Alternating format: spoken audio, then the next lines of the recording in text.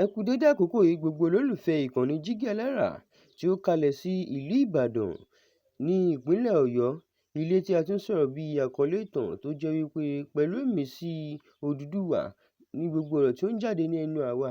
Ẹ̀yin olùgbọ́ wa, a dúpẹ́ fún bí ẹ ṣe ń bá wa kálọ. Ojú tẹ̀sí fún wa kò ní fọ́, etí tẹ̀sí fi ń gbọ́ wa kò ní dì. Ajíbádé Emmanuel náà ni orúkọ titi èmi.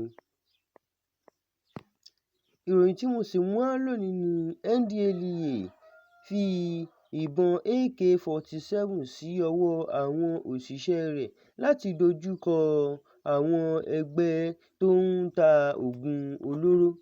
Iléeṣẹ́ tó ń gbógun ti òògùn olóró ní Nàìjíríà NDLEA ti bẹ̀rẹ̀ sí ń fi ìbọn AK-47 àti àwọn ìbọn tuntun míì sí ọwọ́ àwọn òṣìṣẹ́ rẹ̀.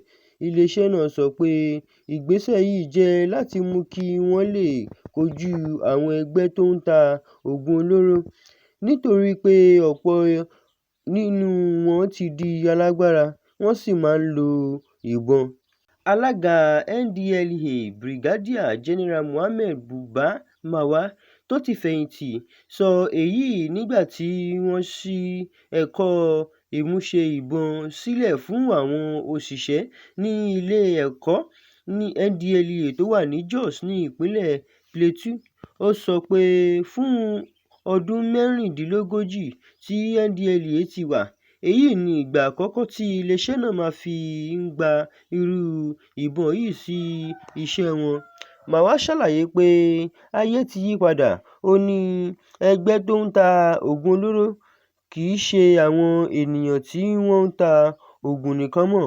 Gẹ́gẹ́ bí ó ṣe sọ, ọ̀pọ̀ nínú wọn ti ní ìbọn, wọ́n sì ti di ẹgbẹ́ tó le gan. Ó ní nítorí èyí ni NDLEA fi pinnu pé ó yẹ kí àwọn òṣìṣẹ́ rẹ̀ ní ohun èlò tó yẹ láti dáàbò bo ara àwọn nígbà iṣẹ́. Nígbà ẹ̀kọ́ náà, wọ́n kọ́ àwọn òṣìṣẹ́ bí wọ́n ṣe máa ń lo ìbọn náà dáadáa àti bí wọ́n ṣe máa ń bójútó. Marwa sọ pé àwọn tó wà ní ẹ̀kọ́ yìí ni yóò padà sí àwọn ìpínlẹ̀ wọn láti kọ́ àwọn òṣìṣẹ́ mìíràn. Ó fi kún un pé lílo ìbọn kì í ṣe ohun eré. Ó sọ pé ẹni tó bá di ìbọn mú gbọ́dọ̀ ní ìfarabalẹ̀ kí ó sì tẹ̀lé òfin ní gbogbo ìgbà. Ó tún kìlọ̀ pé NDLEA kò ní gba àìbójútó ìbọn tàbí lílò rẹ̀ ní ọ̀nà tí kò tọ́. Marwa dúpẹ́ lọ́wọ́ Ààrẹ Bọ́lá Ahmed Tinubu fún ìtìlẹ́yìn tí ìjọba àpapọ̀ fi fún NDLEA. Ó tún dúpẹ́ lọ́wọ́ ọ́fíìsì olùdámọ̀ràn ààbò orílẹ̀-èdè fún pípèsè àwọn ìbọn àti ọta ìbọn tó jẹ́ kí ẹ̀kọ́ náà bẹ̀rẹ̀. Ó sọ pé NDLEA ti ṣe iṣẹ́ ńlá ní ọdún díẹ̀ sẹ́yìn. Gẹ́gẹ́ bí ó ṣe sọ, iléeṣẹ́ náà ti mú ẹgbẹẹgbẹ̀rún àwọn afurasí, wọ́n sì ti gba ọ̀pọ̀ òògùn olóró lọ́wọ́ àwọn ẹgbẹ́ tó ń ṣe iṣẹ́ òfin kọjá. Ó ní fífi ìbọn tuntun wọ̀lú yóò jẹ́ kí NDLEA lè ṣiṣẹ́ dáadáa sí i kí wọ́n sì lè dáàbò bo àwọn òṣìṣẹ́ wọn nígbà tí wọ́n bá ń ṣe iṣẹ́. Àwọn aráàlú kan sọ pé ó ṣe pàtàkì kí NDLEA ní ohun èlò tó yẹ láti ṣiṣẹ́, ṣùgbọ́n wọ́n tún ní gbogbo lílo ìbọn gbọ́dọ̀ wà lábẹ́ òfin kí wọ́n sì máa bọ̀wọ̀ fún ẹ̀tọ́ àwọn aráàlú. Ní ìparí, NDLEA sọ pé ète wọn kì í ṣe láti fi ìbọn dẹ́rù ba àwọn ènìyàn. Dípò bẹ́ẹ̀, wọ́n fẹ́ mú agbára wọn sí kí ó pọ̀ kí wọ́n lè dojú kọ àwọn ẹgbẹ́ tó ń ta òògùn olóró kí wọ́n sì jẹ́ kí Nàìjíríà túbọ̀ ní ààbò.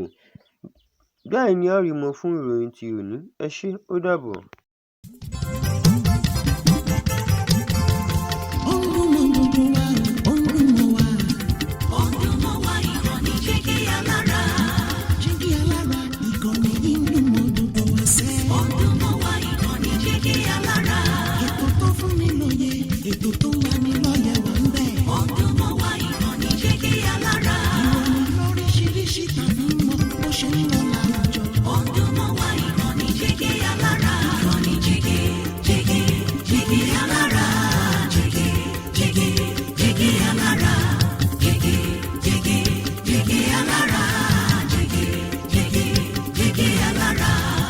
ìkànnì Jígí Alára 24 bàbá gbogbo.